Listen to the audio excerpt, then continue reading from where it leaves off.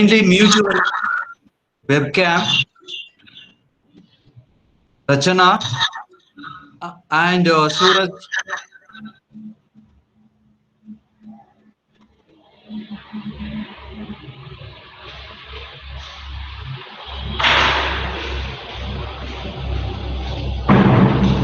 The last information.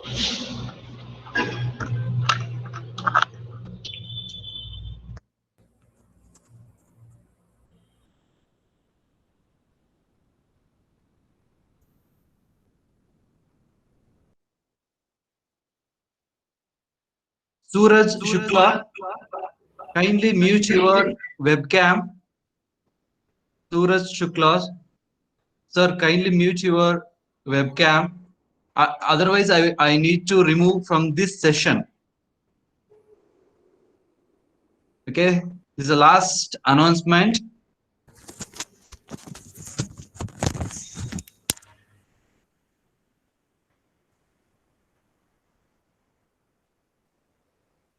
Again, Rachana, Kaushik, kindly mute your webcam. Otherwise, I need to remove from you for this session. Rachana, Kaushik.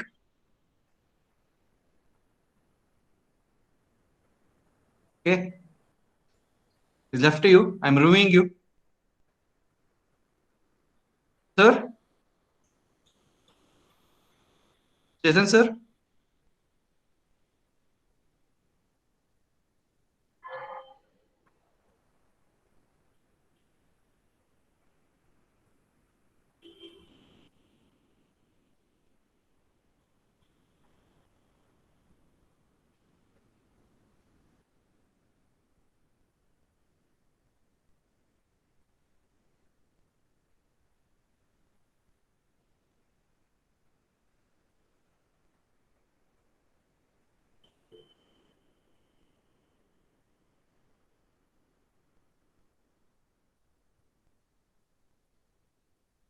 Chetan, sir?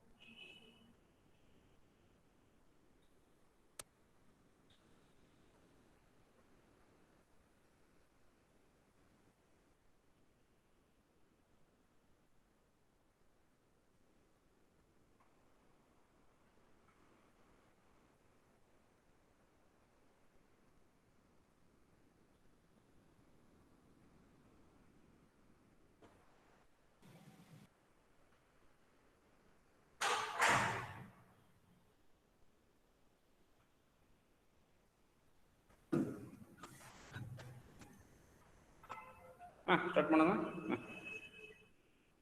Start ಮಾಡಿ. Okay. You can start ಅಲ್ವಾ?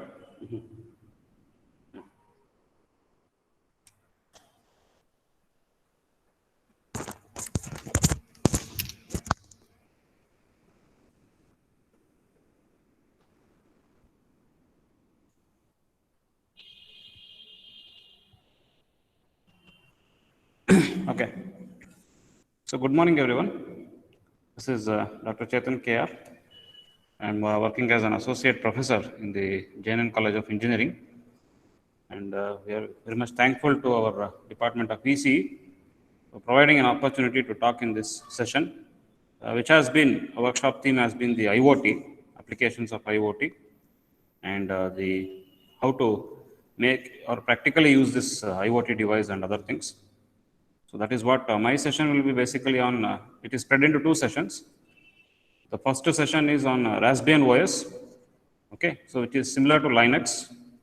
I think I am reaching. Is it audible, all of you?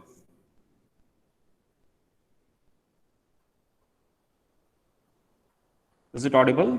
Yeah, thank you. So my sessions is distributed into two things. One is working with the commands, Raspbian OS commands, because Raspbian is basically, it's not a new OS. And I will just come into that point. And second thing, second session is on Python programming, at least basic programming stuff required before you directly jump into the IoT scenario. Okay. First, let me share the screen, share the presentation. Parallel, I will be showing the commands also. So you can see that I have connected a VNC viewer, virtual network client. So I have actually with me a Raspberry OS. Excuse me, sir. Hello, yeah. Sir, the screen, I think. Yeah, I have not yet shared. I will just share it. Yeah, I will be sharing it. Just I was telling that. Yeah, let me first share the screen. Correct. Yeah. So now it's visible. I think there is a VNC screen. Can you see that VNC viewer? Yes, yes. Visible? Yeah. So this VNC viewer actually we have connected to the Raspberry Pi. Raspberry Pi system is there, and I'm remotely accessing that using this VNC viewer, so that I can directly show the commands in the Raspberry OS itself rather than direct some Linux, because ultimately those commands has to work in the Raspbian OS. Okay. So let us see directly the Raspbian OS also.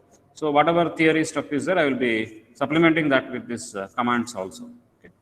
So let me open my presentation now. Yeah. So two things, Linux and Raspbian OS. Actually, Linux is a good old system. And when they started Linux, there was a joke also. What is Linux actually? It is something lovely intellect, not XP. The Windows, they wanted to, give a good competition to the Windows, because Windows was a monopoly-based system, and a lot of things, the licensing and other things are there. But they wanted to make a free OS and also at the same time a performant OS, and that is where they introduced Linux OS. I think most of you might be knowing Linux. Even if you don't know, remember that this is also an operating system like Windows. It is also having a GUI, and but the architecture of Linux and the way Linux is built makes it completely different and having a very good edge over the Windows. I will be just showing through my slides first of all. What is the advantage of Linux? Kindly mute. What are the advantages of any problem is there? You can just ask at that time. Otherwise, I will be continuing. Yeah. If voice break is there or if anything is not clear or visible, please just put it in the chat box. Okay. So any doubt is there also, you can put it in the chat box. We will try to clear as quickly as possible. Okay. Fine. So I hope everything is going on fine. So here, Linux, when it was built, it is having a lot of advantages. I will just discuss in my preliminary part of the presentation. What are the advantages of Linux OS? See, after Linux in 2012, when the IoT device was started with Raspbian OS company. So Raspbian OS. So Raspbian OS or Raspberry Pi, which we call, the device is Raspberry Pi and the OS is Raspbian OS, right? So our Raspberry Pi device, actually you have to put a card, and in that card you have to install this Raspbian OS, right? Here, right now, they also provide you the options of built-in directly, the card will be available with preloaded OS, okay? No OPS, that is also there. So this is not a new OS actually. Raspbian OS is not a new OS. It is basically derived from the Debian version of Linux. Linux has got so many flavors. Unlike Windows, Windows only versions change, 95, 98, 2000 like that, but Windows remains the same. But in Linux, a lot of flavors are there. So there's a Debian Linux, Ubuntu Linux, Mint Linux, SUSE Linux, like that. Many different versions of Linux are there. CentOS, so many versions of Linux are there. And each providing different facilities, different user-friendly options, okay, and different security options, okay, that is there. Now, Raspbian OS is basically derived from Debian OS, Debian family of the Linux OS.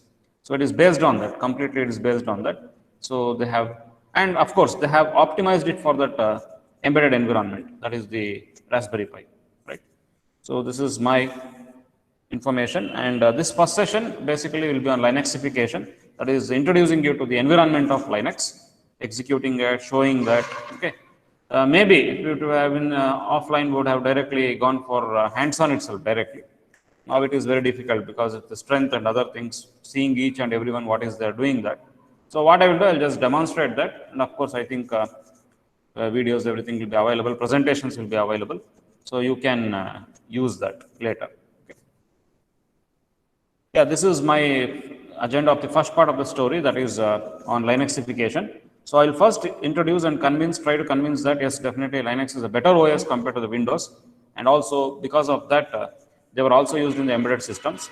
Secondly, the basic things that you require, the basic knowledge you require when you're working with Raspbian OS, file system, system management, process management, network commands, right? All these things. Raspbian specific commands are there, those things. We'll try to give a brief overview and also try to work on those commands, right? So basically, we start with an OS. So very basic question comes, why we need an OS? Why an operating system is required? Okay. Ultimately, hardwares are there, CPU is there, memory is there, okay, keyboard, everything is there. What is the job of an OS? Is it definitely required? Yes, as the any basic knowledge also, you can say that OS is the most critical part. Even with all these functionalities available, a person may have leg, person may have kidney, everything is there, but if he is not at all breathing, he is basically a skeleton, right? So skeleton, all these hardware components are there, but what to do with the hardware components? Okay, someone should drive that, someone should use that. Okay, that is where the operating system comes. Operating system actually gives some life to the entire computing system, okay, or the computers.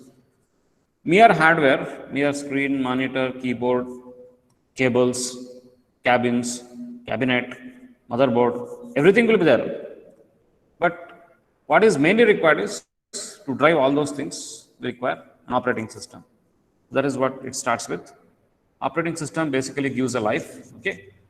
And life for the computing system, it provides the required intelligence to efficiently use those resources. Lot of resources will be there, lot of resources internally will be there, externally will be there for any computer, whether it is a desktop computer, laptop computer, supercomputer, mainframe computer. To take any computer, lot of resources it will get attached, but to use them properly, to use them efficiently, okay, to make sure that it is properly utilized, it is efficiently utilized, it does not become a dummy system, we require operating system. So operating system provides that kind of a life to the skeleton. So without that, it is a bare skeleton. If it gets a life, it can work. Okay, that's what operating system does, and it provides a required degree of intelligence. Okay. Intelligence required in managing the resources, intelligence required in scheduling the resources, intelligence required in monitoring the usage of resources. So many things. And the basic element of any OS is it does file management.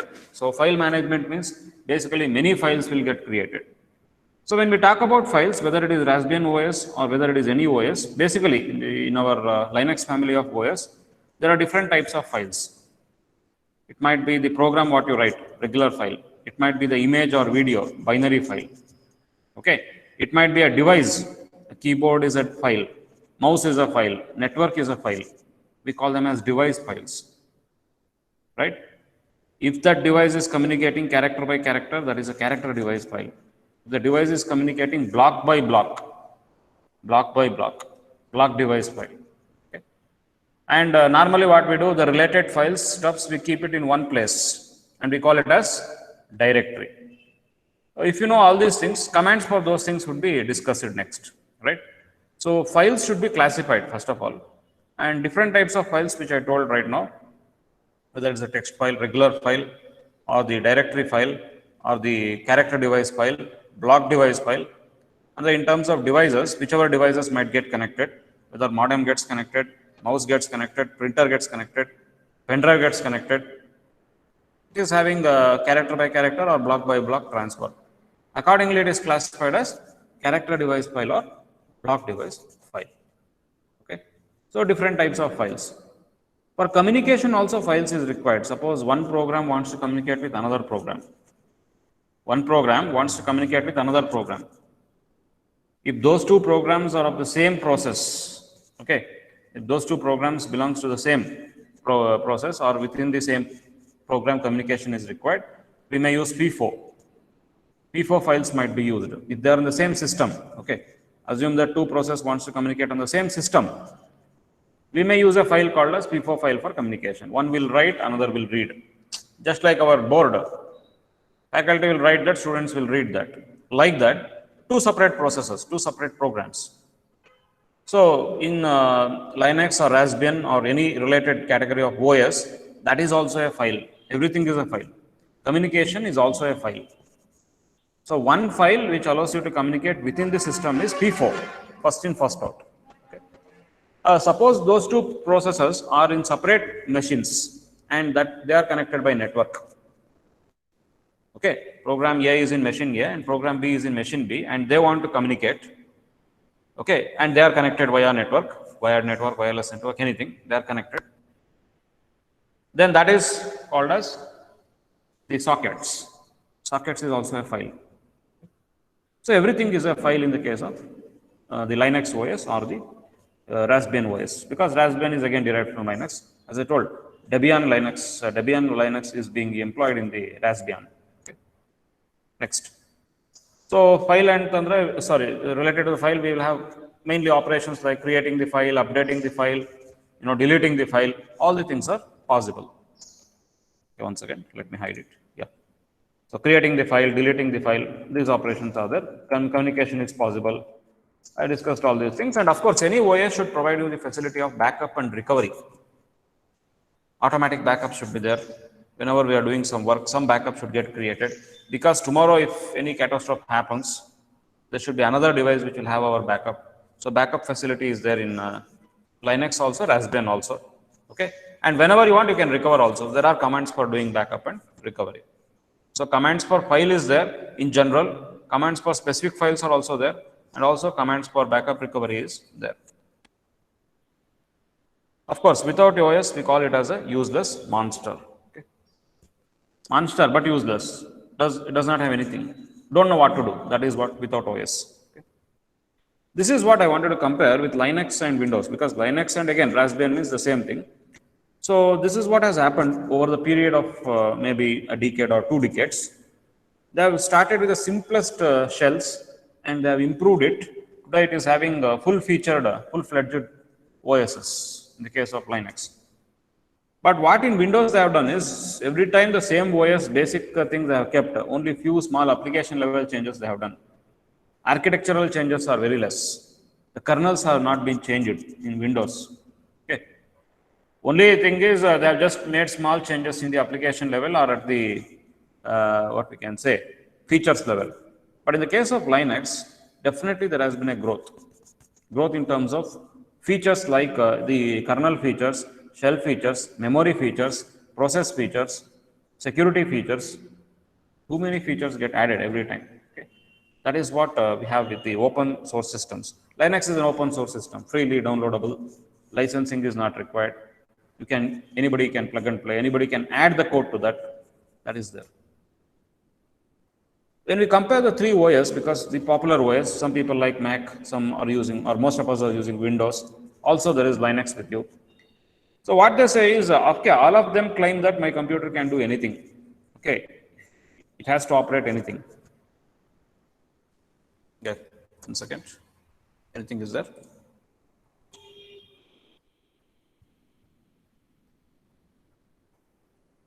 Okay. So what Windows says is, Windows is always having a threat of virus. Okay, my Windows says that I will give you very fantastic features, I will give you great features, but always it will having the threat of virus. Which new virus will get released? What I have to do with the antivirus? Which patch I have to download? Always this is there. Which malware will come get injected? So it is always in that threat, always in that, it will be always monitoring that thing. That is what they say, keep updating, keep updating. That is what the people with Windows says that. Okay.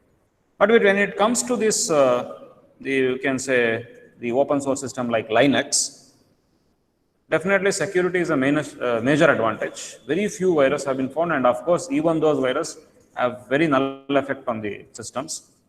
And frequent updates are not required. Okay, frequent updates are not required. I hope scripting this feature doesn't take. Only scripting is what they do in that. And in the case of Macintosh, okay, it is similar to Linux, but everything you want, you have to get it from the App Store. It is very proprietary feature. Okay, it is not open source. Everything should come from the App Store, trusted App Store, what they have. Yes, again, updates, very frequent updates in Windows. That is why Windows user is very bored and it says that not again. Whereas Mac, yes, there, but pay and use. Yes, free. That is why it's attractive. Free OS. That is why even in the universities and even in the colleges, even in the NBA and NAC level, they encourage open source OS. Because we are in the development mode, okay, we are in the research mode, we are not in the commercial mode normally. So in that case, it is better that we start exploring the open source OS rather than just addicting to the proprietary OSs. Okay? So that is where learning Linux or learning Raspbian and related things can always help you. Okay? This is one diagram or one slide that can clearly say you, okay, slow and steady is what Linux. Reliable, boring. Why boring? Because most of them are command based. Not all features you get in graphical user interface, and definitely the look and feel or the the user friendliness provided by Windows definitely could not be mimicked in Linux. That is there, but your system is secure. If you learn few commands, definitely you can master that. You can control it. Okay, those things are there. But very fantastic features are there in Windows, but Windows is prone to crashing. That's what. Okay, caching problem, hanging problem, RAM usage problem, corruption problem. So many things Windows comes. Bad patches get added now and again, particularly when you visit some third-party websites. And if you don't know whether it is certified or not, and simply if you keep on visiting, because for the time being you want to download some softwares, then in Windows there is always a chance that loopholes are there, viruses, malwares, everything get injected, which might always make you to keep on rebooting or reinstalling and other things, reformatting and other things. Open source, yes, one major problem or why so much grief in that is command based. We have to learn commands. But trust me, the commands are not that difficult. Maybe if you have already used it, you might be knowing that. In case of Linux environment, we have got three types of users. One is the end user, the other is the admin, and the other is the programmer. Okay. So end user is the one who will be using this system with some commands, with some GUI, he will be using that as an end user. Normally what happens if you are using it in the college environment or the institution environment or the corporate environment, we will have a server and everybody will be using it in the form of a clients. So an admin is required to create users, and only the users created by admin can log into that system. Okay. So that is what admin, creating users, creating groups, giving privileges to the users, taking off the privileges from the users, controlling what a user can do and what a user cannot do. That is admin. This only comes when you have a networked system and everybody is using network based. Okay, it can be used. Linux or Raspbian can be used as network itself. Okay, you need not always go for a personal copy of that. One copy can be kept and everybody can start using that. Using secure shell, putty and other commands, we can use that. I will show you. End user is the one who will be normally using it through commands, creating file, removing file, deleting file, modifying file, all these things. Okay, tracking processes, creating a process, all those things. Programmer is more beyond the end users. He will start scripting it, programming it. Many programming languages are available inside the belt of Linux or Raspbian, and we popularly use Python. I think that is what my next session, running Python programs and doing some basic Python programs. Okay, before we directly jump to the Raspbian sessions tomorrow, we'll have some basic Python sessions after this. And I will try to execute it in the Raspbian OS itself. Yes, coming to the architecture of Linux, because anyway, the architecture is copied in Raspbian also. So similar architecture holds good. So there is a top layer, it is layered architecture. So in the top layer, we have users, we have got applications, different browsers, utilities, compilers, editors, interpreters. So system softwares are there, utility softwares are there, application softwares are there, and end user is also there. This is our first layer. We'll have so many browsers, PDF, LI, all these things will be there. So that is the top layer. Below that, have whatever they do, they will be giving some commands, and the command layer will come. So from the application, commands are formed, and from that, those commands are communicated to shell. So there is a software called a shell, and shell will take the command, interpret the command. Okay, it will convert to a form so that another brother is there, and that is kernel can understand. So shell is basically an interface between the user and the kernel, or the applications and the kernel. User and kernel, they are giving, user and the applications, they are given flexibility. They can do anything. Say, for example, just as an example here, if I open this terminal, okay, and if I give ls, list the files. So this command is given. Command goes to shell. Shell will see that you want the list of files and then send that instruction to the kernel. Kernel will execute all the APIs, all the functions, access the hardware, access the software, everything it will do. Resources will be created, process will be created. Finally, all the list of files is given back to the shell, and shell gives that back to the user. So shell is a mediator between the user and the kernel.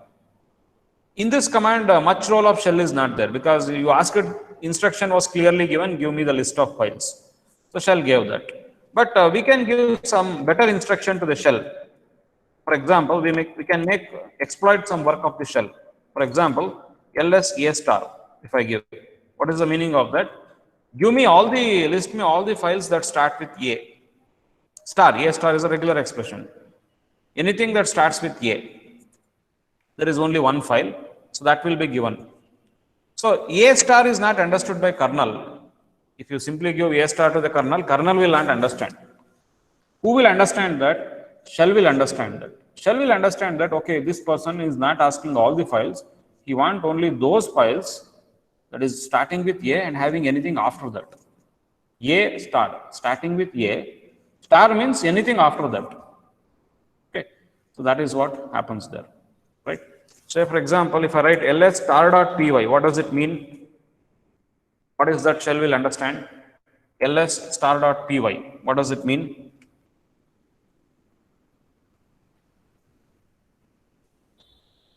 So ls star.py, I think few of you might know that. Yes, very good. Files that will having an extension .py. So star dot means anything, then .py should be there. Anything but .py should be there, means they should have an extension py.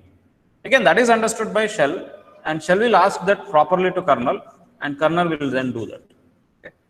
Kernel will do all those API calling, system calls, and resource process, everything will happen.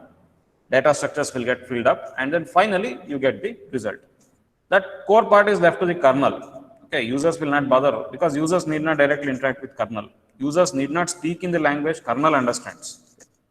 And that is where, for us, there is a secretary called shell who will help us to reach the kernel. Okay. Yes. Yeah, it is similar to DOS only, correct. Yes, you are correct. Very basic DOS commands are there. Few commands here and there will change. I think when I discuss that, you will definitely compare that with your DOS. Yes, that's correct. Kernel, and kernel will then interact with the required hardware. Hardware can be anything, whether our memory or printer or disk. Okay, anything. Everything is a hardware, right? The mouse connected, printer connected, network connected. Ultimately, kernel speaks with hardware, not the shells, not the user. Okay, this layered architecture is followed in Linux, also incorporated in Raspbian. Okay, maybe borrowed from DOS, as sir told. It is correct, right? Yes, division of labor happens with shell and kernel. That is what I discussed in length. And these are the two things. Shell is there and kernel is there. User speaks with the shell. Shell speaks with the kernel. Kernel speaks with the hardware. See, it's very clearly divided. Who should speak with whom? Protocol is there. You can't bypass anything. So user has to speak with shell. Shell carries the information to the kernel, and kernel will speak with the hardware. What actually shell speaks is whatever user speaks, that is properly elaborated and properly, syntax and everything is checked, and then finally given to kernel, because kernel need not do the same job of checking syntax, understanding the options, arguments, all those things. They all will be understood by the shell and then given to the kernel. Kernel will take the painful job of communicating with the hardware, calling the APIs, calling the system calls, finally getting it done from the hardware. That core part will be done by the kernel. Yes, kernel usually written, particularly in Linux, kernel has been written using C programming language, and system calls, APIs. Housekeeping is there. Housekeeping means memory management, resource management. Because sometimes when you ask, process has to be created, process has to be created, process has to be monitored, and finally process has to exit. And whenever process is running, memory is required, memory has to be allotted, resources has to be allotted, it has to be scheduled. You know, OS role is there, memory scheduling, disk scheduling, security has to be checked. All these we call housekeeping. That has to happen.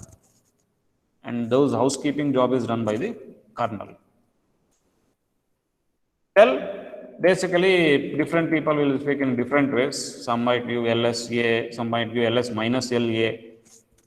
LS command is there, but people will use in different ways. Different options have been given to the user, different arguments they can pass. All these things shell should understand. Here, as an example, many people are speaking, but ultimately the meaning is same, that is hello. Shell has to understand that, okay, he is speaking that, he is speaking that. Finally, it is what? Hello. Then it behaves like a command interpreter. Then normally what actually happens is we have a single kernel, but multiple shells will be there. Multiple shells will be there. Okay, bash shell. In Linux, normally we have different types of shells, like bash, born again shell, C shell is there, TC shell is there. Features wise, slight differences will be there, and commands wise, small differences will be there. That's all. Most of the shell supports most of the features, but there are certain restrictions. There are some shells that do not support, job control. So you cannot run something in background. That is there, some shells. But there are some shells which support everything. Okay. So shell, whatever we use, it basically is the features that it will support. Ultimately, everything will go to the kernel. Okay. But flexibility, what end user gets, it depends on the shell, not on the kernel. So users can choose the shell that is much more flexible and that is much more easier, which can give more options to the end users. So finally, end user gives the command, and for every command, there will be a list of options, there will be a list of arguments. So it all depends on the shell on how many options and how many these things are provided. What is there with the interpretation of the shell? So many examples you can see in this slide. So SH, CSH, bash, KSH, TCSH, like that. Okay, let us come to this point, that is file management. Files have places, definitely. Types of file. This is ultimately inside the file, what is there? It is an array of bytes. You create whichever type of file. You create regular file, video file, image file, whatever, communication file, anything. Ultimately, it is an array of bytes and it can contain anything. And this is the structure followed, and strictly parent-child relationship is followed in Linux and Raspbian OS. Parent-child. Files are properly structured as a parent-child structure. It starts with a root node, tree structure. It's basically a tree structure. Root node will be there, and then some system directories are there, and inside that there are some folders like that. Okay. Say for example, at this point, I would like to again go to the thing. We are talking about this issue. Yeah, here. There is a command called pwd. pwd stands for present working directory, where you are working right now. And this is the architecture, /home/pi. Okay. If you want to see the entire tree structure, there is something command called as tree. Okay, you can give a command called tree. If you give the command tree, it will clearly and very neatly display what is the root folder, what is the subfolder, everything like this. File Explorer, what we have in our Windows, similar to that we get like this. Okay. It starts like this. Okay. So that is what the tree command is there, pwd is there, and we can create a directory, we can change the directory, we can remove the directory. I'll come to those things quickly. Shortly I'll come to that. Okay. So like that we have.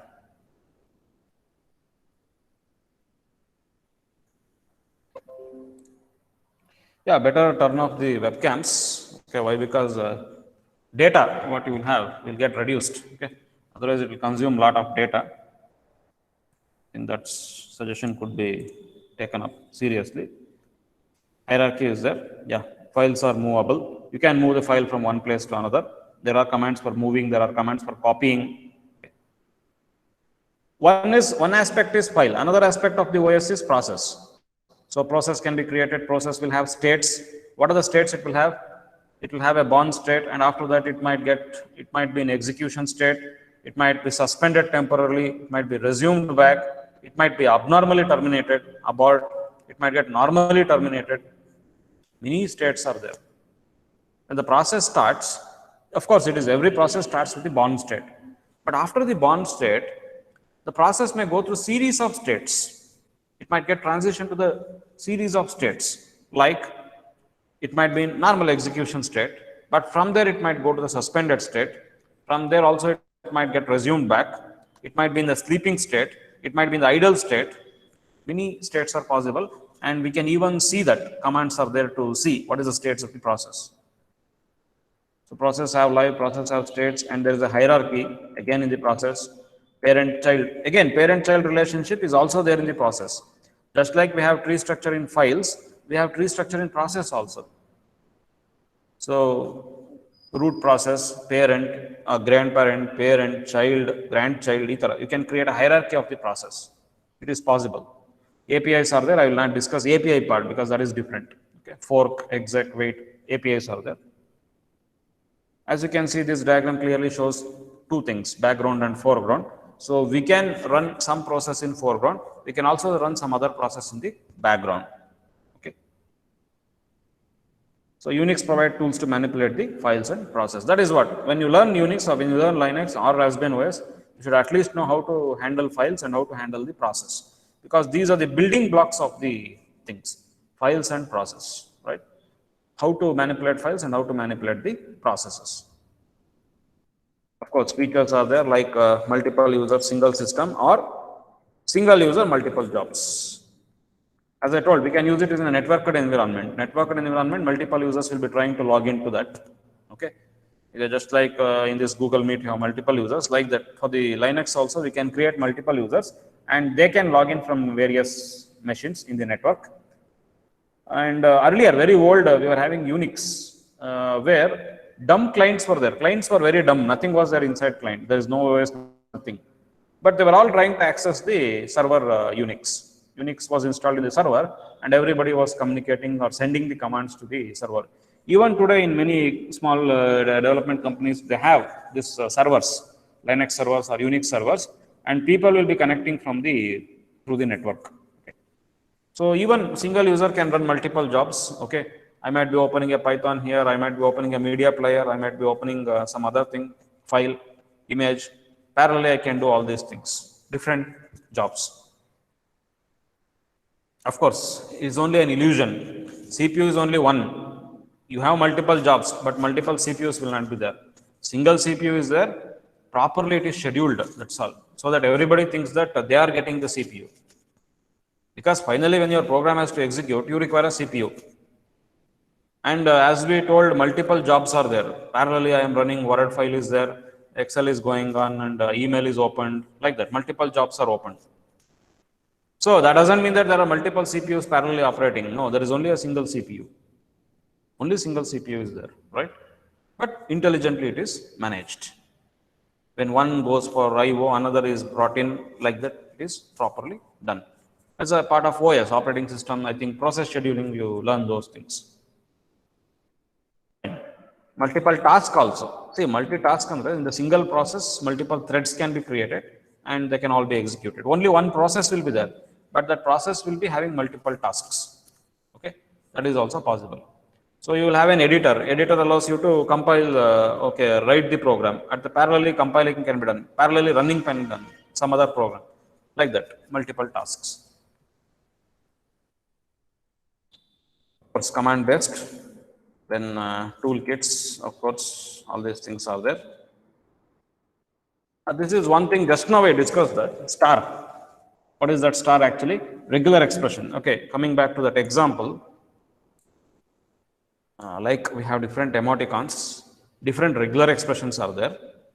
Say for example, if I want only Python files, what we did, we gave the command ls.py. Suppose I want only the programs that has got single letter file name. I want Python only again. First of all, I want only Python programs, this command is correctly working, ls_star.py. Again, in that one more filter I want to apply, like give me the Python programs which is having only single character file name, only single character file name. So how to further write that single character file name?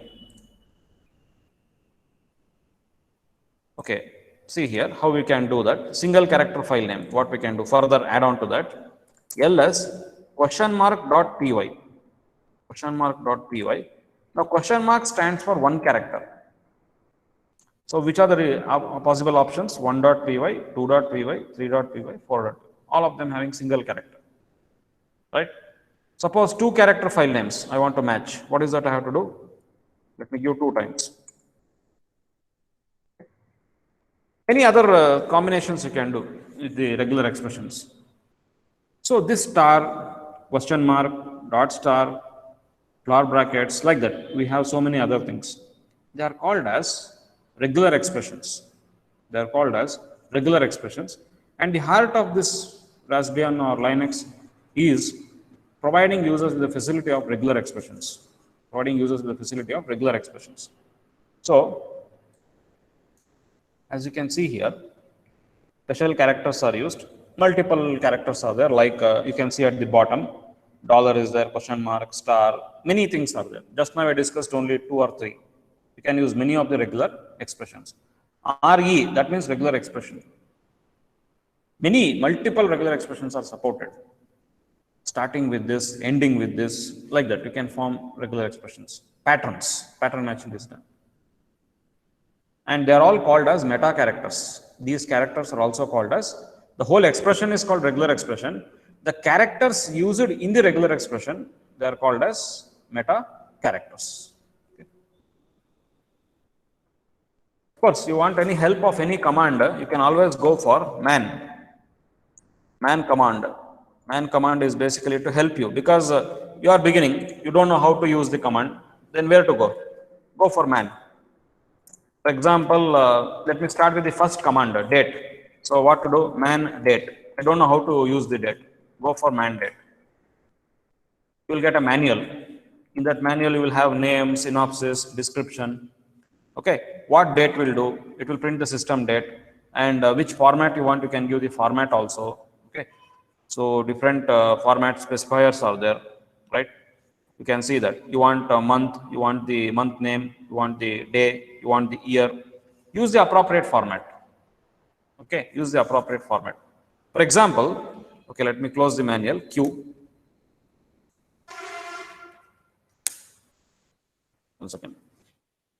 Shift Q. To close it, Shift Q. You have to press Shift Q. Now, suppose if I print date, I get in this format. Date string I get in this particular format. What is there? There is Wednesday, 6th January, all those things. Can't we print it in the format? Normally we have 6th January 2021. 06-Jan-2021. If you want to print in that format, it is possible, but you should know what are the options, how to do it. And how to do that, definitely you need not ask somebody and then find it out. Go to the man page. See, 06 andre you want day of the month, then you want the month name, and then you want the year, full 4-digit year. Let us see what man says, how to use it, how to get the 3 components separately. Let us go to the man. So first of all, if you want the day, coming to the formats, yeah, here. Coming to the day of the month, percentage D you have to give, day of the month. Next is month name. So abbreviated month name like Jan, Feb, like that, abbreviated name. Percentage B you have to give, percentage B. Like that, year, what you have to do? Full to the 4-digit year. Come down, there might be a format for that.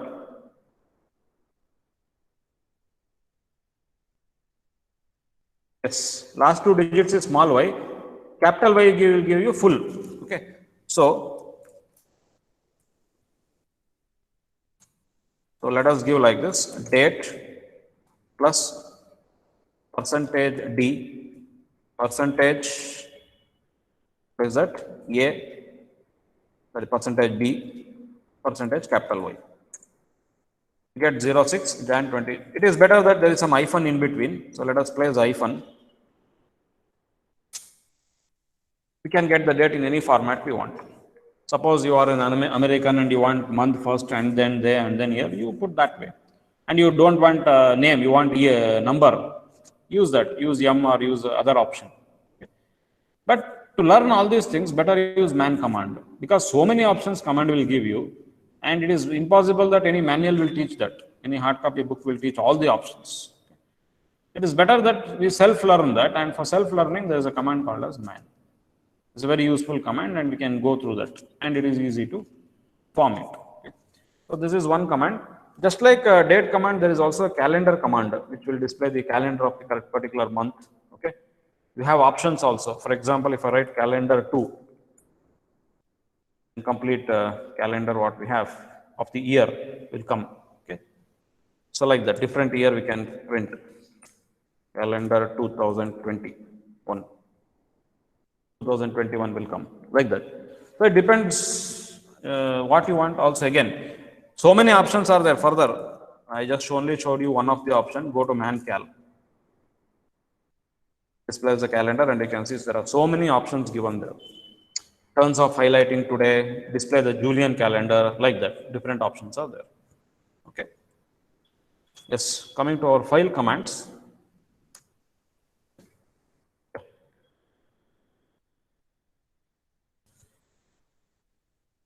Commands are short and sweet. All the commands are in lower case. That is one thing.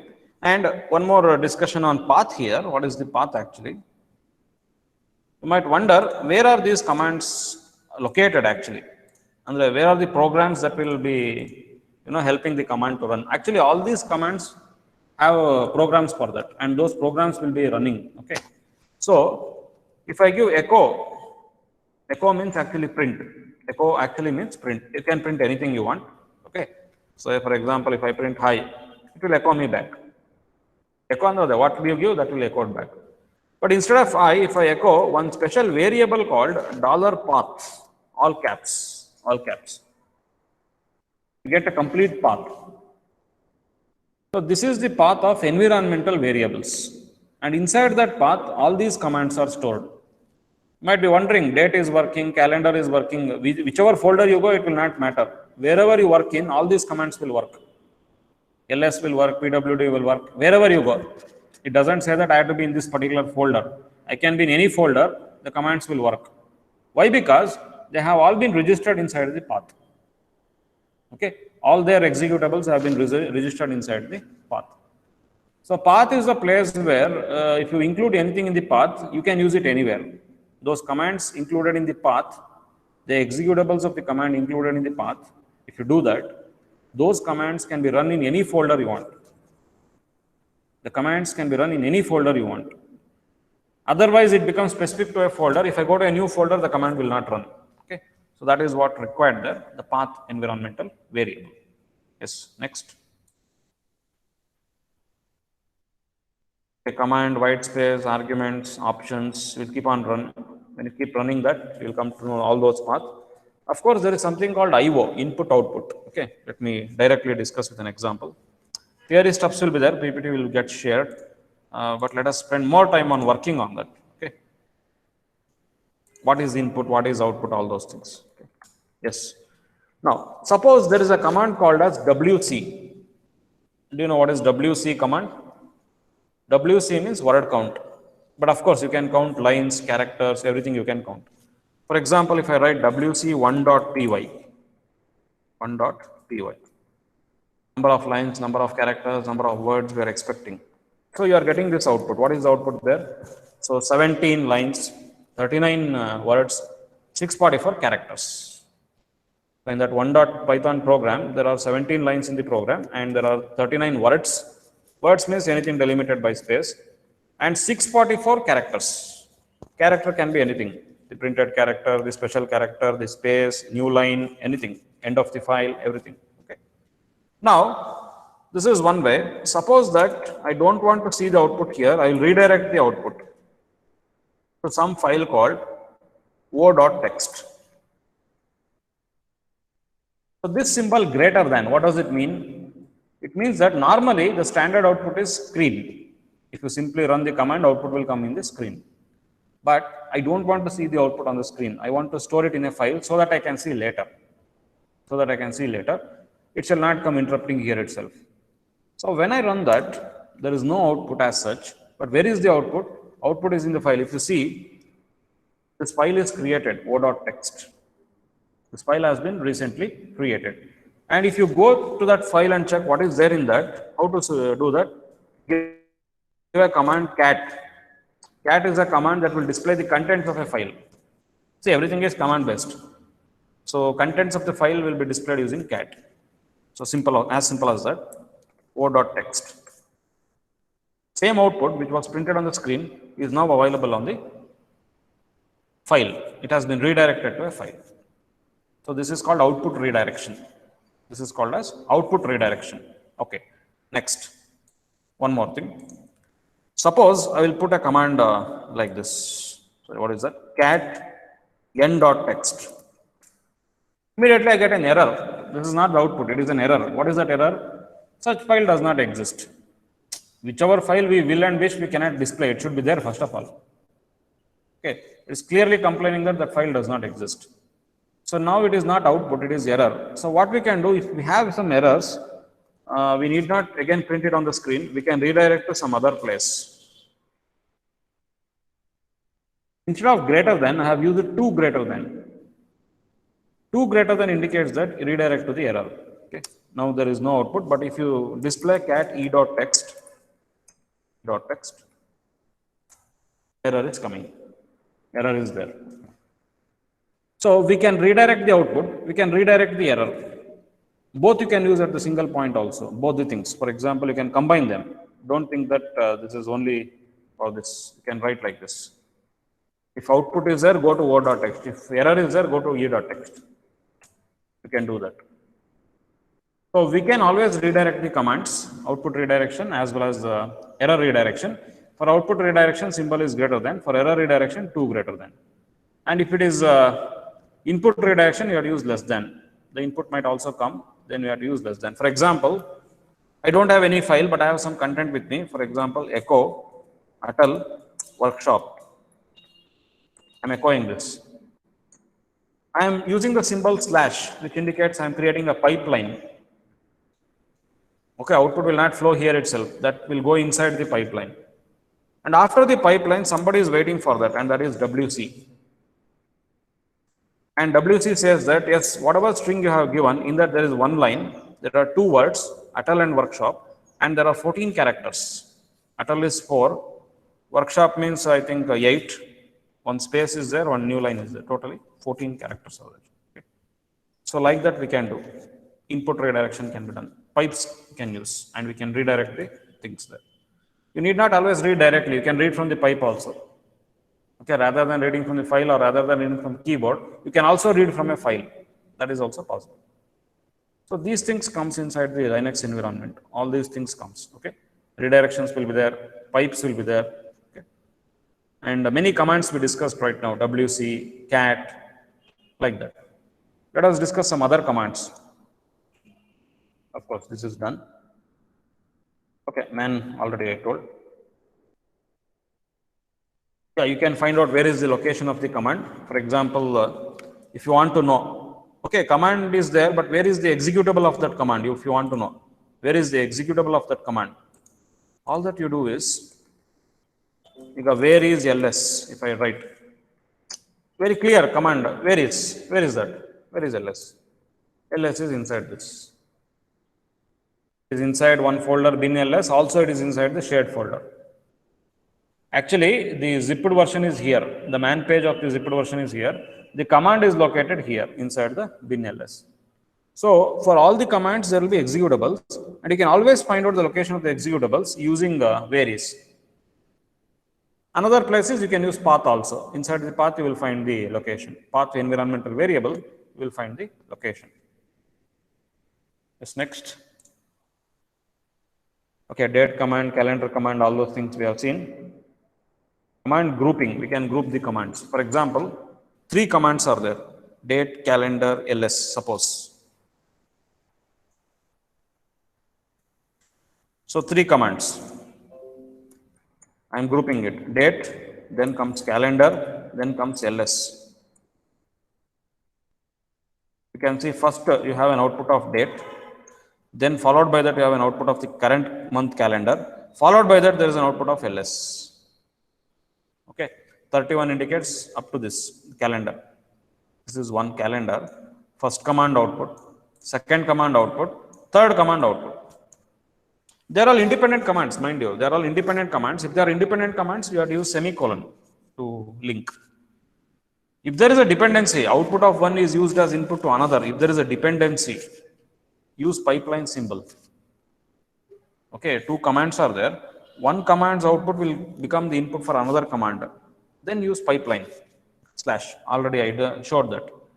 But these are 3 independent commands, and we can do that. Also, rather than showing it on the screen, why to waste the size of the screen? Just use the greater than symbol. What is the greater than symbol? Already I discussed. What is it? It is basically output redirection. Okay, so I think let us group it. Yeah, parenthesis was necessary. Otherwise, they will not get redirected. So we had to group it using the parentheses. Put them inside the function and then put greater than o.text. Now you can go and see o.text, you will get the same output. You need not see everything in the screen. You can save it, and whenever required, you can see it later. That is the thing. Next option. So file system, every OS will have a very good file system. It should have that. A file system is basically an abstraction used by the kernel to represent and storage the resources. How to organize, how to, manage the file access, file reading, file writing, that is done by the file system. So Unix file system, Linux file system, or Raspbian file system, everything is same. They are organized in tree structure, as we told. So folders will be there. Starting root folder will be there. Inside that there will be some system folders. Inside that there will be some other folders, like that. Okay. So file system is organized in the tree structure, and you can see that actually you need not always use command itself. Even if you see this Raspbian OS, there is also the GUI part you can see. Sorry, second. Yeah, this is the folder. One second.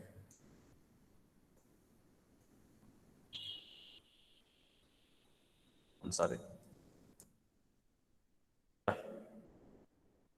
There's a folder, and in that folder you can see there are so many files available. Okay, so music folder, all those public folder, everything is there here. You can access, you can go back at any time. Already you are in the home folder. You can see that at the base level what we have. Slash is the base folder. Parent, the topmost folder is slash, which is root folder.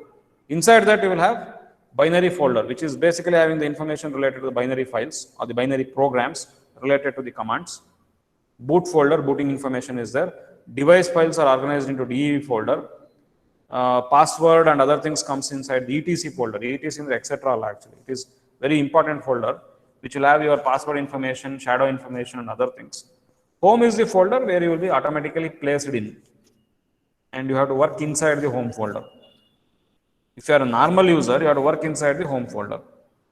If you are a super user, means who is a super user? Any user who has a root password is called a super user. Whenever we basically install Raspberry Pi, you will not have any rules. You will not be given root password. Okay, nobody will get root password.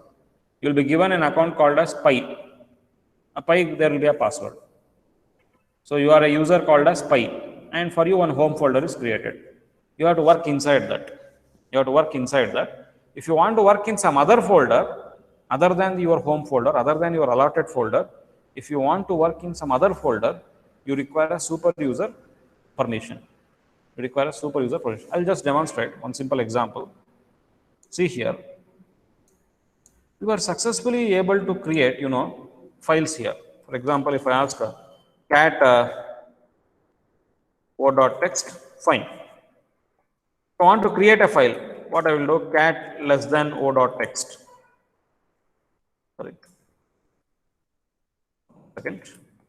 get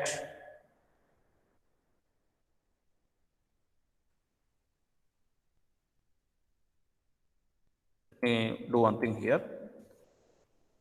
PWD, present working directory. Let me try to change the folder. So there is a command called cd, change directory. So let us first go to Py folder. So if you see PWD now, you are inside home. Again, give cd dot dot. You will go one more level up. Okay. And right now you are in slash folder, which is the rootmost folder. Here you will try to create a file. Of course, to create a file, there is an editor called as nano. So nano a.text. Let's try to do this and then save it.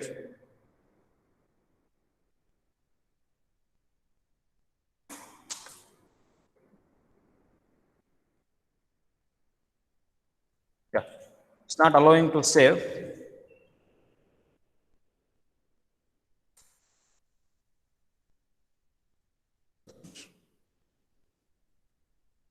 Yeah, not doing anything. Why? Because you don't have the access to that particular folder. You should use sudo along with that. You have to be a super user to access those folders. As a normal user, you cannot access these folders. You have to be a super user. So let me close this. You can always close a terminal and open again. We'll close this folder also. So that is required actually. You have to, use sudo command. Most of the installations next, I think next to tomorrow and other sessions, they will teach you have to use a command called sudo. Sudo means super user do. You have to execute some of the privileged commands and some of the folders other than your home directory. You are always allotted home directory. If you want to access any other directories, you have to use sudo. Okay. Fine. Next. So ls has got so many options, has got a bunch of options actually. All the files without that, like this. Okay. Let me discuss few of the options here with ls. ls means listing the files. Listing the files. So if I give ls, listing the files, but there are certain options for ls like ls minus a. You get two special files here, dot and dot dot. What are they? Along with all the files, you get two other files also. See, compare this with just ls. This is there. With ls minus a, you get two special files, dot and dot dot. What are they? Dot is basically a folder which indicates current folder, the current folder where you are working. Dot dot indicates parent folder. Okay. Dot dot indicates parent folder. Or who is the parent for Py? Who is the parent folder for Py? Parent folder for Py is home. And parent folder for home is root. You can clearly see that, how to recognize parents, PWD. Right now you are in Py folder. Who is the parent for you? Home. And who is the parent for home? Root folder slash. And to identify a parent, you have to give dot dot. So if I give dot dot slash dot dot, it means that I am directly going to root folder. Right now I am in Py. If I want to go to the root folder, I have to use dot dot slash dot dot. Next.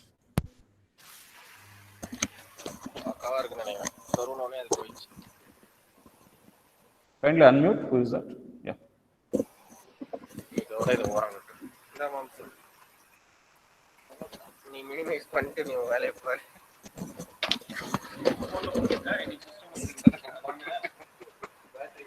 Battery saving.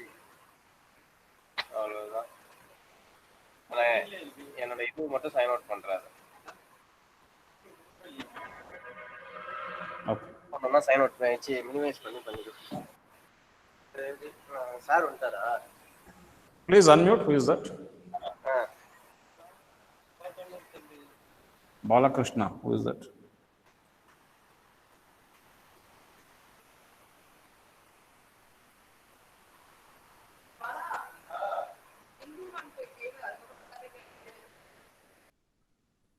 Okay. Fine. Let us proceed further with other options. ls minus l is a very useful option. It is not only showing the file, for every file some data is displayed here. Some information is displayed.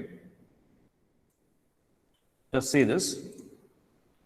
This is a very important column actually, the first column, which is showing the permissions and type of the file. For every file, it is showing the statistics here. What is the first one? It indicates the file type. Minus means regular, D means directory, okay. C means character device file, B means block device file. So first column indicates the type of the file. The first column in the output indicates the type of the file. The rest of the 9 columns indicates the permissions. You can group that into 3 categories. This is the permission for users. RW means read and write. Who is that?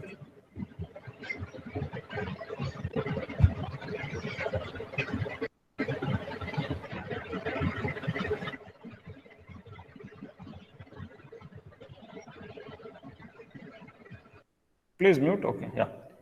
First 3 indicates, RWX indicates the permissions, read, write, execution permission for the user. Next is for the group. Here, as you can see, for group only there is a read permission. The next category indicates others. Again, others have been given R. If you want, you can change the permissions. How to change the permissions? You take any file for that matter. Let us, rather than listing all the files, let us clear first. Let us list only one file, 1.py. And you can see that it is a regular file, and for user there is read, write, execute. For the group there is read, only read, and for others there is only read. Hyphen indicates absence of the permission. Normally for any group or for any category, 3 permissions are given. They can read the file, they can write the file, they can execute the file. They can read, write, and execute. So as can be seen there, user category has got read, write, group has got read, and the others has got again read. Next, 1 indicates how many hard links that has been created, how many aliases that can be created. This is the user pi which I have logged in, and next is 644. Group is also pi, user is pi, and group is pi. 644 is the number of bytes, number of characters, size of the file. File size is 644, and then there are 644 characters in that. This is the date of modification, last when it was created actually, creation date. Okay. Last modified date, sorry. Last modified date is February 6, 2019. And the program is 1.py. So suppose if you want to change the permission, right now others cannot execute, others cannot do these things. So for example, if I write Python 1.py, of course there will be some errors out there. Execution permission has to be given. How to give the execution permission? There is a command called a chmod, where you can give the execution permission. Let me give the number 0777. 0 is an octal number. See, 7 means what? Read, write, execute. Everything internally has a number. Read is 4, write is 2, execute is 1. If you give all the 3, it is R plus W plus X. So 4 plus 2 plus 1, it equals to 7. So 7 is given for first category, that is the normal user. 7 is given for the group, and 7 is given for the others. And then give the file name 1.py. Now let us check ls-l 1.py. You can see that they have got all the permissions. All of them have all the permissions, user, group, and others, everybody has got all the permissions. If you don't want any permission, you can do like this. You can set it back to all zeros. Then if you see, they can't do anything. Nobody can do anything. Neither the user, nor the group, nor the others cannot do anything. So this column can be controlled, the permission column what you have can be controlled using the command called chmod. Can be controlled using chmod. Next, the first column is basically the type of the file. Okay, if you want to see the different types of the files, for example, ls-l, there is a folder called documents, showing that it is a document file, D. And subfolders are there, Scratch project, Wolfram, there are subfolders, right? If I give ls-l/dev/tty, it is a device file. Every terminal is represented by a device file. So there is something called C here. C indicates character device file. Character device. So type of the file is in the first column. Permissions are in the remaining columns. Along with that, you have the username and then last modification date and who is the user. All those things are there. Okay, this is about the file commands. Next.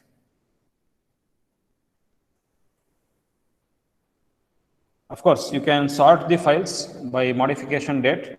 Okay, there is one command actually, ls minus x,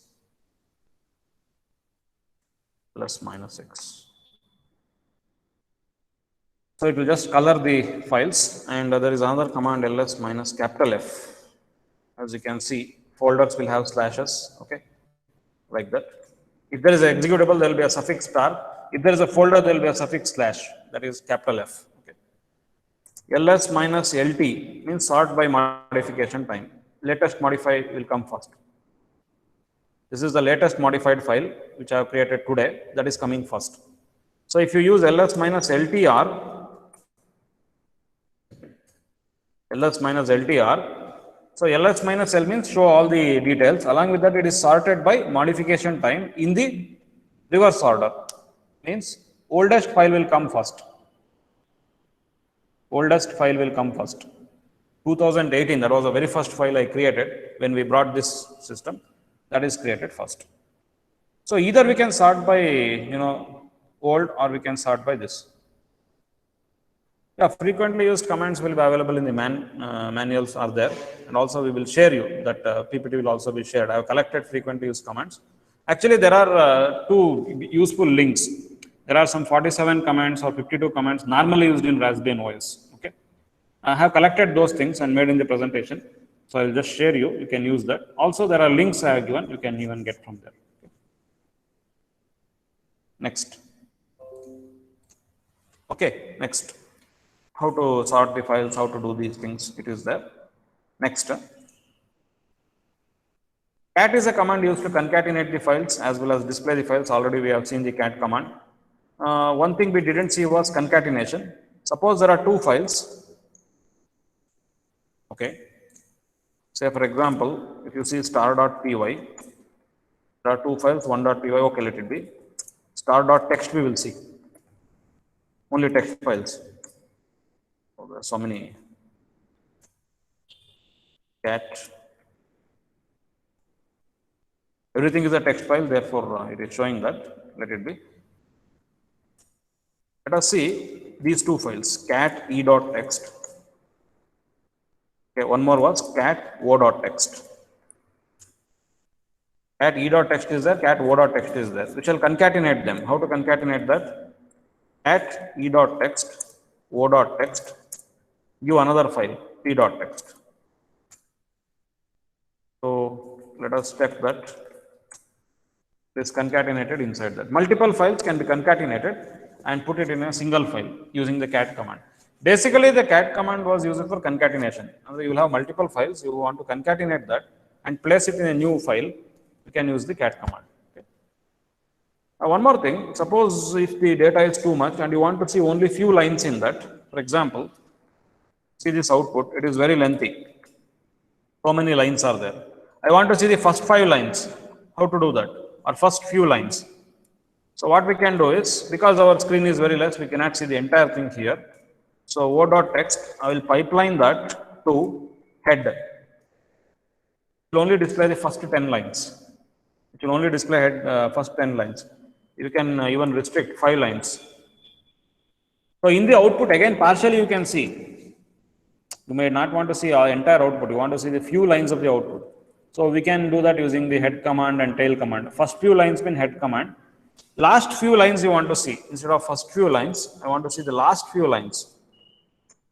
You can use the command tail.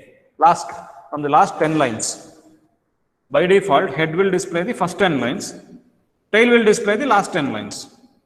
If you want to control further with some numbers, you can do that. Last line you can find. Okay.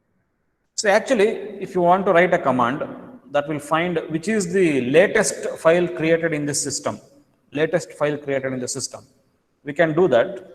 How to do it? Clear. ls minus lt will give me sorted list of files as per the creation, And which is the latest file here? Latest file is this one, o.text, which is the latest file. Now suppose I want only that file. What I have to do? Write ls minus lt, create a pipeline, and then write head minus 1. So, sorry, head minus 2. This one. Total will also come normally. This it has to be ignored. You can do that, and you will get this first thing. Oldest file, if you want to search, what you have to do? Oldest file in the system. You have to just change the command as, instead of LT, you can write LTR.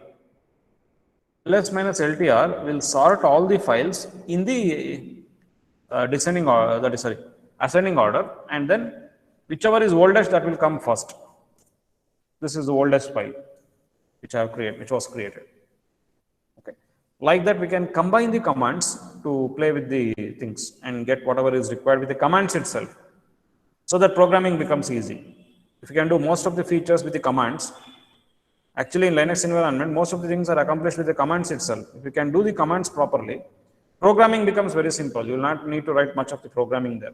Okay. You can directly call the commands. Every programming language will have a support to call the commands. If you call the appropriate commands, the job will get done.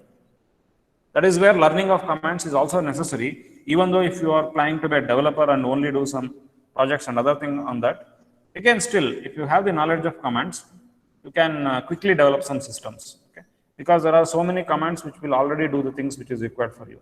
Okay? Again, you need not use APIs, call them, use them, all those things are not required. Fine. These are the commands which we discussed, cat, head, tail combinations.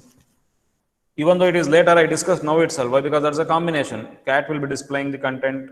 You pick the content, topmost content, bottommost content using the tail. Head and tail can be combined. That is like that.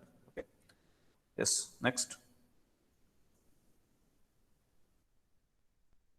That command, copy command. What is the copy command? You can copy the file.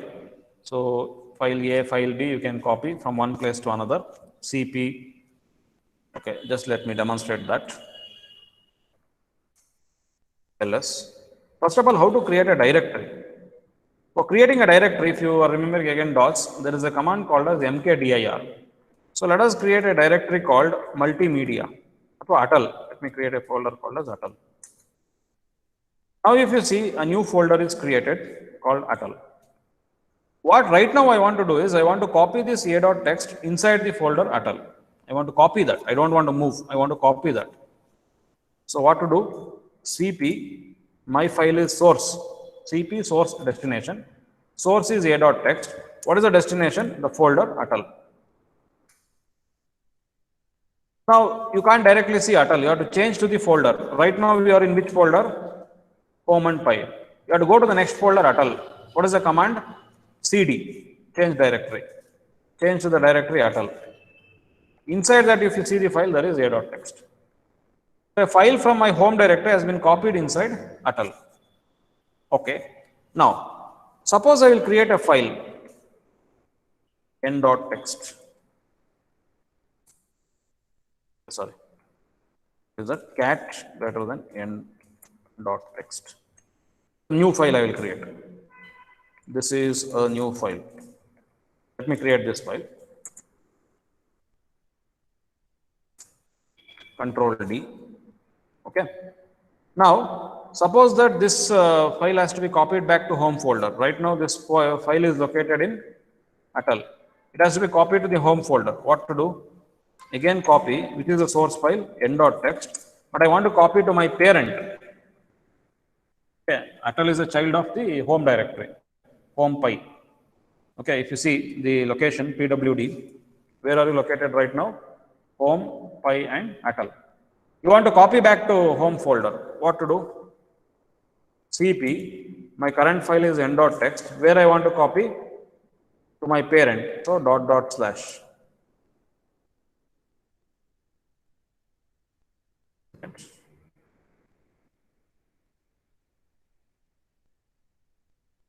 So n.ext, it has become xt. No problem. No need to bother about extension. Now, if you want to change back to the home folder, right now we are inside Atal. You want to come back to the home folder. What is the command?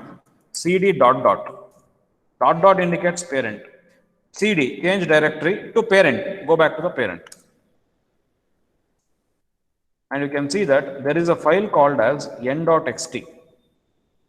Where is that? Okay, 1 second. Let us check that. lsn.xt. Yeah, it is there. lsn.xt. Even you can check the list. Even you can display that. The content should be the same because we have copied, the content should be the same. So the file from parent to child can be copied, child to parent can be copied. When you are copying from child to the parent, you have to use a relative path name, dot dot. You have to use the combination of dot dots, series of dot dots. Suppose you are in a grandchild and you want to copy to the root, you have to use dot dot slash dot dot slash dot dot like that. Relative path name. This is called as relative path name. So there are two types of path name, absolute and relative. If you give the path from the slash, it is called as absolute. If you are using the symbols dot dot, it is called relative. If you are using the symbols dot dot, it is relative. Otherwise, it is absolute. Okay. So we can do that. We can copy from anywhere to anywhere. If you use path names properly, you can copy from anywhere to anywhere. Right? But instead of copying, suppose you want to move that. Moving means what? It should not be inside my location. It has to go directly there. It has to go there itself. So what I should use command? MV. MV is the command. Okay. What I will do, whatever n.xt is there, it should go inside Atal. That's all. Now if you see ls minus l n.xt, it is not there, cannot access because the file has been moved. It is not there. It is moved. Okay. So we can move, we can copy, or you can remove also. Suppose you don't want it. What do you do? Remove, rm. Rm is a command for removing. Copy cp. Moving mv. For removing rm. Rm, which file let us remove? o.txt. Maybe I will give an option minus I. You will ask what is minus I. It is asking me, prompting me whether you want to remove it. I will say no. It doesn't get removed. It is still there. It is still there. You can give without what is that? Interaction also. Earlier I gave rm minus I. Minus I means it will ask you and you have an option yes or no. But it is still possible that you need not ask it. It's gone. Okay. Now you check, is it there? Not there. So related commands, copying, moving, removing. Copying, moving and removing. Two character commands, CP, MV and RM. So to create a folder, this is file related commands. For folder, mkdir is to create a folder. rmdir is to remove the folder. For example, Atal folder was created. Let us remove that. rmdir. Maybe let us give minus. Okay, let us give the folder name Atal. Fail to remove. Why? You cannot remove the directory which is not empty. If the directory is having at least one file, you cannot remove that. But there is an option. If I give minus f, sorry, minus r, with forcefully if you want to remove, rm minus r, it is removed. Now you check whether that folder is there, Atal, not there. So normally, whenever you want to remove, whenever you want to remove a directory, what is the command? rmdir. Hide a file. Hide if you want to hide a file, actually that is what etc you have to keep it, etc folder. Okay. A command as such, I think I also don't know, but I know that there is a folder called etc where you can place those hidden files and other things. Okay. That is one thing. And one more technique is you create a file with starting with dot. Normally dot will not be shown. The files which is starting with dot will not be shown. Okay. That is another technique, right? Yeah, I was talking about one more thing. Yeah. Is it necessary that it should not? It's not necessary. It is not necessary. And the dot with something you have to give. Don't give only dot. Okay. If you give dot, it will not take because it's a current directory. Right. Yeah. One thing I wanted to say is actually RM directory is for removing the directory, but if the directory is not empty, it will not remove. But if you want to forcefully remove that, there is a solution. RM minus R means recursively delete it. Okay. So mkdir, rmdir, those two are directory commands, and this one. If you give rm dot, what will happen? Somebody asked what will happen, rm dot. Rm dot, you should be very careful while using rm minus R. It will actually remove everything in the current directory. Okay. If you are using minus R, be very careful. It will remove everything. Okay. Whatever other commands I have got. This entire fold, this I will give you presentation. Only I am discussing the important things here. Changing directory already I told. Okay. You can try the exercises. One more very useful command actually, grep, correct. Let me go to that. Sorry. Grep command. See this example, how to use a grep command. A very useful command actually, grep. A searching command it is actually. Yeah. Let us create one file first of all. Let us create a file. Text is already removed. Let us create that.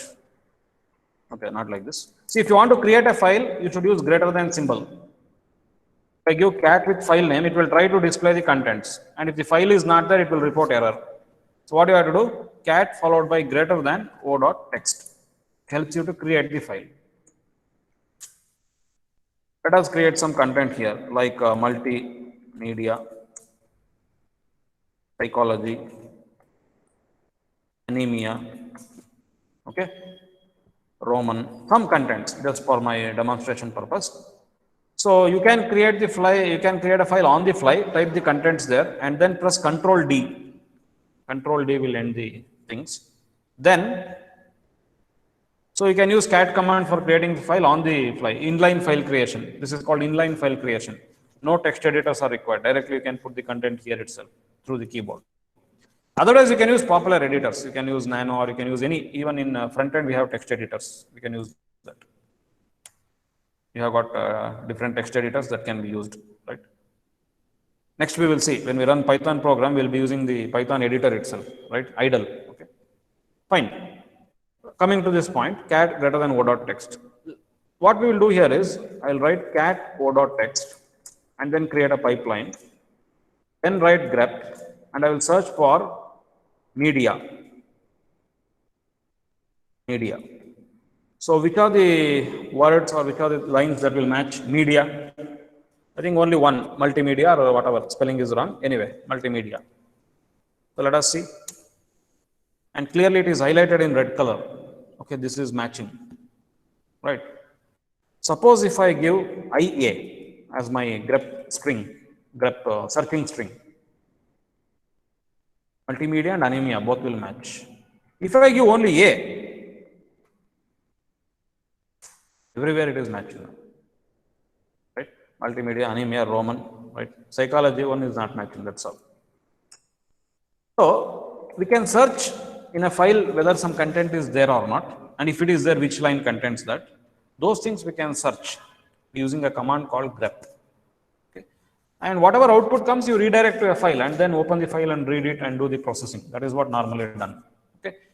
So when you are doing in a program, normally we don't display it directly. We actually redirect it to a file. Whatever output comes, that will be redirected to a file, and then file processing is done when writing the program. So searching is easier with this command called grep. Those examples are given there. Many options are there. I'll just, okay, head and tail were discussed. File attempts to identify what format a particular file is there. This is also a useful command to find out the nature of the file. For example, file 1.py. File is a command, mind you. File name is 1.py. It's a regular file and it is having no read permission. Why no read permission? Go back to ls-l. What we did there? Nothing was there, no permissions. See, regular file. It is a regular file, but unfortunately there is no read permission. So let us give some permissions for that. 755 1.py chmod command. What does it mean? 7 means read, write, execute for users. Next 5 means read and execute. Another 5 means read and execute. See, numbers 4 to 1. Read is 4, write is 2, execute is 1. You have to add that and get combinations. Okay. Now again run file command. It is a Python script. Now it is clearly identified. First there was no permission, so it simply told it is a regular file, but I don't know what is inside that because I don't have the read permission. It was a regular file, but inside that I could not see because I don't have read permission. Later I assigned a read permission. Now it is telling that you have a Python script with you, which is having ASCII content, ASCII text content, and it can be executed. That is why it is saying executable. Okay, executable. So this is one more option that we have, right? Next, plenty of commands are there actually, you can use that. Let me, I think, take up the next thing, that is networking related commands. 2 commands I will show you and then discuss that. Second. It is better we show that. Ifconfig. See, this is a series of networking commands. If you are using ifconfig means the interface configuration. The interfaces under whichever networks you have right now. Actually, right now I am using Wi-Fi. I am using a hotspot. Okay, it will show all those things.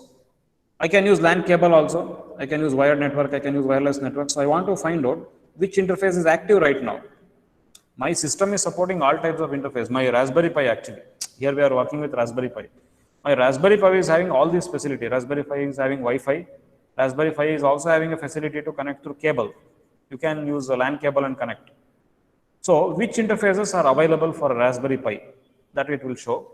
Ifconfig, interface configuration. You can see here, Ethernet cable support is there, local connection is there, and wireless LAN. Local, all of them will have that. What you have to search is Ethernet and wireless LAN. Right now, wireless LAN is there, and you can see the IP address. 192.168.43.64. That is the IP address of my Raspberry Pi. Raspberry Pi has started with that IP address, 192.168.43.64. So if anybody wants to remotely connect, they can do that by giving this IP address, provided they are in the same network, they will get it. Same network, same subnet, all those things. Okay. So interface configuration can be seen.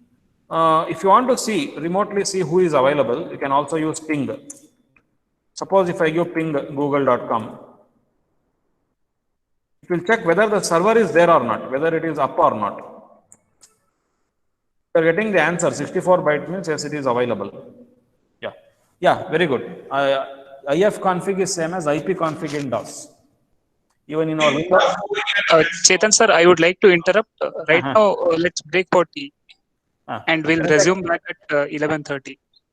Can I just take another 2 or 3 minutes? And okay, sir. Okay, sir. Okay, I'll just complete the networking command and we'll take a break. Okay? Okay, sir. Okay, with all the permission, I'll just take 2 minutes. I'll just complete this portion. Somebody correctly told there, IPconfig. IPconfig equivalent is this interface configuration. Even you can go to the Windows and type that, CMD. A ping is there. It's the same command. OS borrowed the same command, ping, which is allowed to connect to that. You can connect to the full ping statistics you will get. Once again, so ping. So what we have here, for example, 192.168. What is the IP address there? 43.64 something was there. It is connecting. Suppose you give an IP address which was not there. If it is not there, it is not enabled, not active. It will clearly say that it is, once again, not reachable. Destination host is not reachable. So this is what the networking commands. So you can enable an interface using IF up command, and you can disable the interface using the IF down command. Particular interface you can enable and disable. IF UP will enable the interface. IF down will disable the interface. Interface list you will get here. You get the interface list, WLAN, ETX0 interface list you will get. You can enable that or you can disable that. If you don't want Wi-Fi, you can disable that. If you don't want Ethernet, you can disable that. Those things are possible. Okay. Okay, next we will see other commands and then go to Python. So another 15 minutes in the next session, I will take on commands itself and then start Python programming. Okay. Okay, thank you. We will have a break now and come back at 11:30, I think, correct? Yeah, over to you, Pramod. Yeah, thank you. We will resume back at 11:30.